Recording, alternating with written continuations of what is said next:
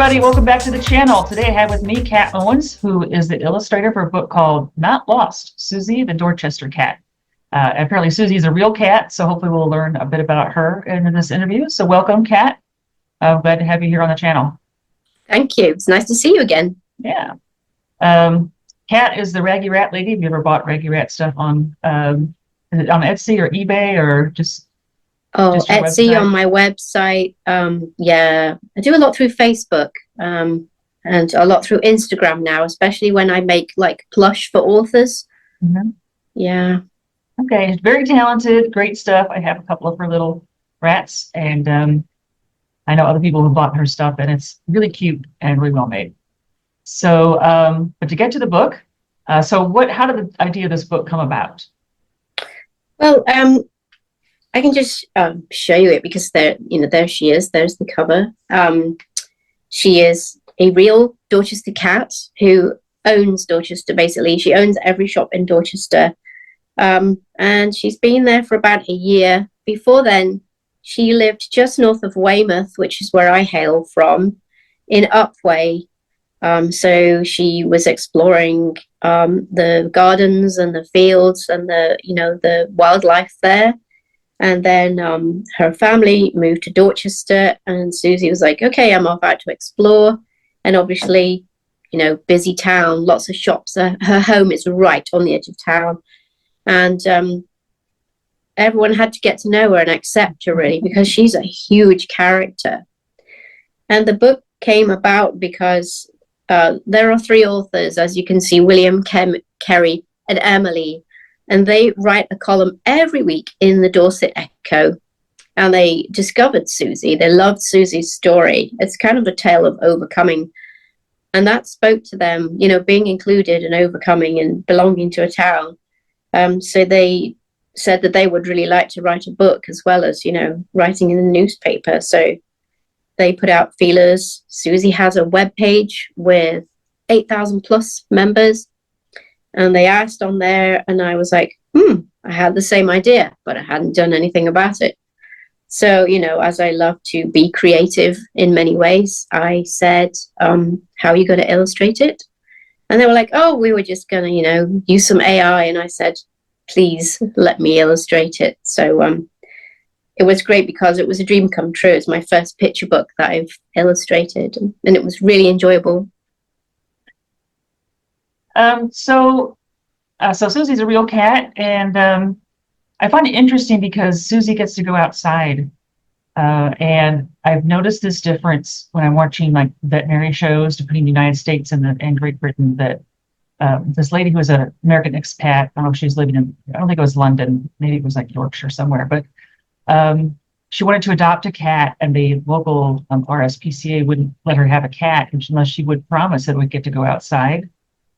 But in the States, if you say you're going to let your pet out, they're not going to adopt a cat to you. You have to promise you're going to keep your cat in.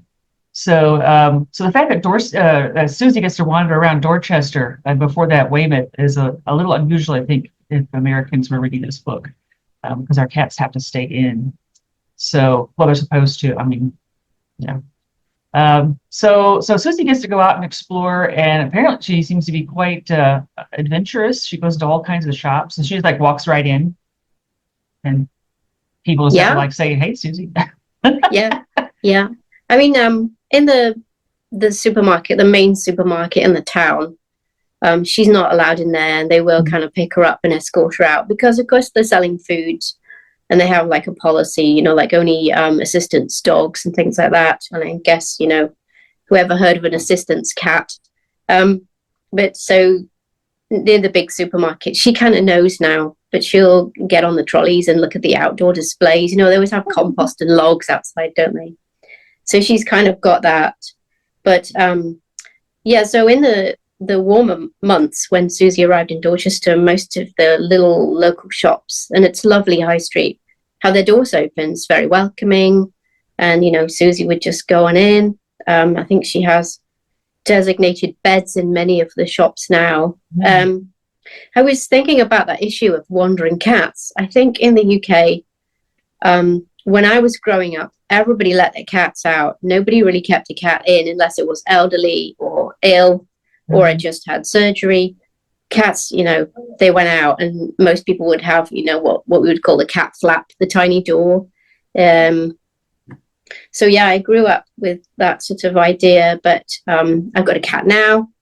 She's an 11-year-old tortie. I kind of live north of the town of Weymouth myself, so it is a little bit safer, in terms of roads and so on. But over the road, there are 2 cats, and they are Rex cats with curly fur. They don't get to go out, so they are indoor cats. And I think that when you are dealing with a charity and rehoming a cat, which is a great thing to do, I got my kitten because somebody's cat sneaked out and had a little meeting. So, we have Topsy. Some of the cats that you adopt will need to go outside, and some of them will need to stay indoors. So maybe it's kind of like, split. Yeah, I do remember talking to an American friend of mine. Oh, yeah, I'm just letting the cat out. And she was like, what? Won't you get shot? And I was like, well, I sincerely hope not. That would be awful. But no, yeah, Topsy, I think she's in at the moment. She might be asleep on one of the chairs onto the table. And she'll be out all night, which she loves. She loves it. Yeah, I grew up with a cat who got to go out. It just seems that things have changed later, though. My dad thought the cat knew the weather better than even the guy on the television. He said our cat liked to spend the nights outside, and if the cat did not go outside in the winter, you were not having school the next day. Didn't matter what the weatherman said. He might have said we could clear. No, he's wrong. The cat's right. So he said the cat went out, you were having school. Cat didn't go out, no school, and the cat was better than the weather guy. So, I mean, they're smart, but there are roads and dogs and, at least here, coyotes. And so, yeah, they do like to tell you that you can't have a cat unless it gets to stay in. Now, the lady that I was talking about, she did get finally to adopt a cat, but only because they would let her adopt the FIV positive cats because they didn't want them to go out. Oh, so yeah. She did get a cat eventually. But this is kind of like everybody's cat, right? Everybody knows Susie now. So, well, yeah. And it says in the book, Susie goes to the vet a lot. So the vet gets to know Susie pretty well, too. Yeah, yeah. In fact, the manager for the charity People First Dorset, who benefit from the sales of this book, she hadn't heard of Susie. She works, she's busy, and she has an apartment. She lives on the 4th floor, and it's a pet-free zone. Okay. And it's Christmas time, and she's got a special mat with pressure on it. So she knows if she gets an Amazon delivery or something, and the mat went bing bong, and played carols, and she opened the door thinking it would be a parcel, and a cat walked in. And she was like, oh no, someone in this building has an illicit cat. She was like, how am I going to find them without outing them? She really did not know what to do. And then Susie had a little tag, and I think it said not lost or what have you, and it didn't have a phone number on it because the family, Susie being Susie, the family got really pestered by phone calls when, we've got your cat, we've got your cat. But she decided to call the local vet. So, the vet just down the road, it's literally around the corner from the shops.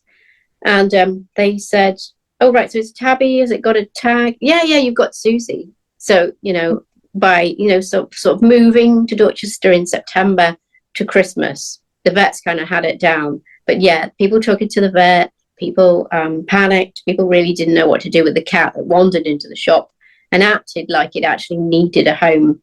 And, she does have a lovely home. She lives with another cat called Mr. Waffles and a dog who she despises, but they tolerate each other. Yeah. Yeah. Cats are funny. I know I saw one recently on Facebook where apparently he goes into this restaurant and flops on his back and opens his mouth like he's dying of hunger or something, and just to get people to try to feed him off the table, at this restaurant. So, but he's well known now, and he's not very skinny. So many people must feed him. But yeah, cats would be like, I want to be in there. I want to do that. I'm going to check that out. They do have to supervise everything. No matter what you're doing, it's got to be watched by a cat. So how did you guys find the publisher? Oh, I have always wanted to do a book. And since lockdown, we had time to sort of think about all the things that needed doing. And some of the things that needed doing was housework and DIY and home educating kids because all the schools were closed. And then alongside my kids, I started to write more.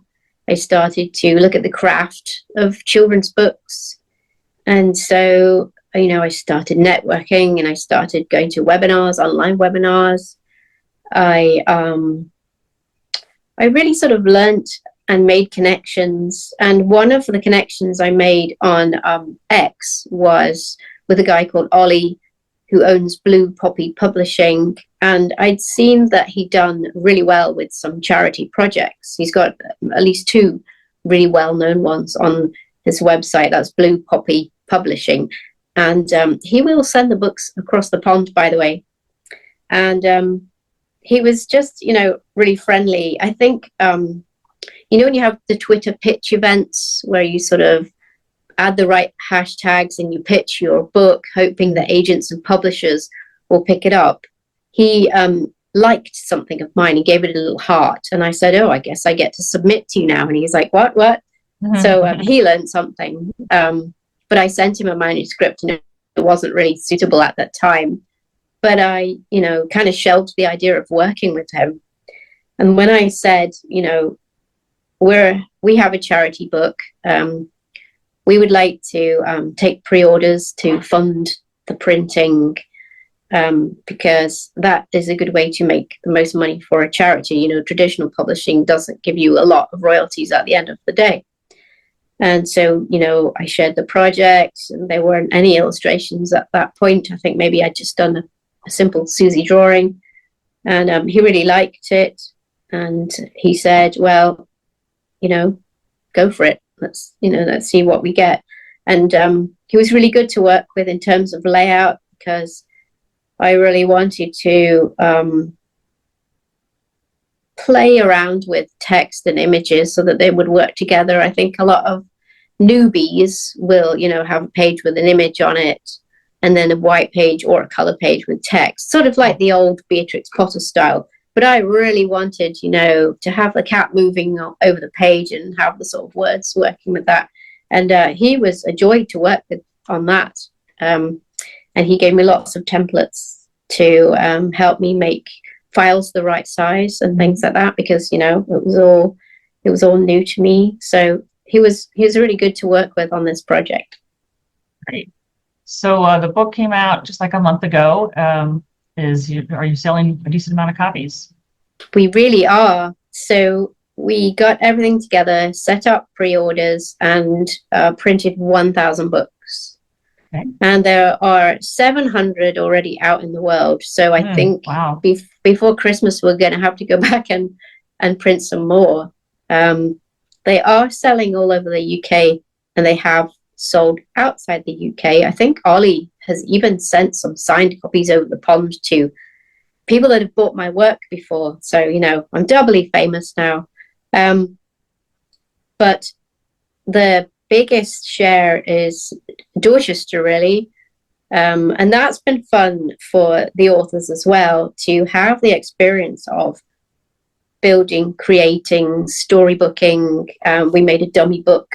And then marketing, how does this work? We went together to visit some local bookshops and, all the places that Susie kind of goes. You wouldn't, like the gardening shop, Susie would often start the day there. She does vary her routine a bit, but they also sell the Susie book. You wouldn't necessarily say that a gardening shop was a place to sell the book, but because she went there, it was a natural place for us to go in and ask. And they all sort of message me or Laura, the manager, and ask for top-ups. So we take them in and keep selling them, which is, really quite exciting. Amazing. Yeah, Susie kind of has a built-in audience there. So that's really great. Does. Now, tell us about the charity that this benefits. Okay, so it's called People First Dorset. I don't have the logo on the back. On the back, we have the publisher's logo. But I copied the logo to this isn't my copy because I'm the illustrator, but I copied the logo because I wanted to sort of like sneak it in, and that is their color as well, and so I used it for the title. And I also made them a fake charity shop inside. It would be wonderful if they had a charity shop, because it would be a great place for adults with learning disabilities to sort of gain experiences and stuff like that. And well, this is actually a cameo. So in this pretend charity shop, I've got Emily, one of the authors, and I've also given her a pretend charity T-shirt, because the members of the charity are supported in friendship groups, in work, finding work placements, in doing volunteering, and advocating for them. The charity does that, but also kind of like enables them to go off and self-advocate and actually say, I'd actually like to do this. Because, when I grew up, people with learning disabilities were treated so differently. I even went into a hospital in Scotland where some older people had lived their whole lives in a hospital setting because they were born with learning disabilities. And when I was a child, people with Down syndrome weren't even expected to have jobs, and yet now you can meet them in the workplace, and it's just really positive. It just means a lot to me, actually, especially as I did an art therapy placement after my university course, and I met adults with learning disabilities. And I think because this charity has enabled me to illustrate a book, really. It's amazing. Right. Do you have any plans for the future to do more books, more illustrations? Personally, definitely, I would love to. I'm also still writing, and in fact, I've been asked to write about another famous cat, a cat who looks after a supermarket. So he literally just goes to this one big supermarket every day. I guess he sees himself as going out to work. As far as the author team go, they're obviously still doing their regular Dorset Echo columns. I did sort of like hint that I had an idea for a second book. And even at our book launch, which was an amazingly well-attended event, there was a guy put his hand up and said, what's book 2 going to be like? But at the moment, for the team, it's just, really exciting to be involved with some of the events. Because as you know, it's really part of the packages. You don't just kind of print a book and stick it on some shelves. You go out there and talk about it and promote it. And they're up for that as well. And that's probably taking, quite a lot of their energy. I know it's taking some of mine. We did a Dorchester book launch, a Weymouth book launch. We gave a talk to a church group called Friday Friends. And it was nice because they were there as well, and they could actually talk about personal experiences of how People First Dorset has supported them. And William kind of gave his testimony. He had a very tough time before he became a member of the charity. In fact, I think he only had one friend. And now I'd consider that, he's one of my friends alongside Kerry and Emily, and we're going to meet soon for a drink. When we're not actually doing anything bookish, we're just going to actually just meet, which will be nice. All right. So where can people get this book then? Without having to go to Dorchester to a shop? Yeah, I mean, that would be fun. I can recommend a trip to Dorset, as you know. And that's lovely. Yeah. So my website, raggyrat.com, I will post them all over the UK, and Blue Poppy Publishing will post them all over the UK and to Europe and the rest of the world, as he puts it. And I think he has a flat rate. So if you get together with some guys and order a few books, and then I don't know how it works on the other side of the pond, but we are on Waterstones online, and I think Foils for Books. I actually did an experiment and bought a book from Foyles for Books and sent it to a friend up north because I figured it might get to her before the books arrived in Dorset. But it didn't because you know, you have to wait for I think is it distributors? I think there's like gardeners and stuff like that. You have the bookshops sort of apply. So it has like official distribution routes, as it were. Not that I really understand a lot of that, but and we have it on Amazon.co.uk. Probably it would be on Amazon.com as well. But that's new. That just happened this week. Okay. All right. So if you're out there and interested in learning about Susie, who's not lost in Dorchester, then please look at any of those locations where you can get the book, or if you can, go down to Dorchester and walk in a shop. Who knows Susie? Maybe you'll even meet Susie, right? She might be in the shop that day. Who knows? And you can buy a book all about her and support this charity as well. Is there anything else you would like to mention before we go? Oh, would you like to see my plush? Sure. Because as you know, I make 3D things as well, and I love to sew. And as part of the package for my school visits, I've made a prop, and I love to make these for other authors. But I actually, one day, I rescued Susie from Weymouth because sometimes she goes a little bit too far. It isn't in this storybook, and I had to put her in my cat carrier. And you'll look in the book, you'll see that one of the illustrations I've drawn this, but that's not real Susie.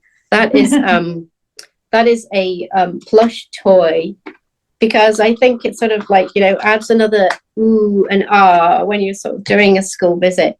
And I did take her to the book launch and to a few other events, and somebody actually bent down to talk to her. So she's made from polar fleece, and I've hand colored it to copy the markings of the real Susie, and she has vintage glass eyes. Oh wow! And these bonkers whiskers, and the pink. Susie does wear a pink collar, but it's kind of nice because that's the charity's color as well. That really hot pink.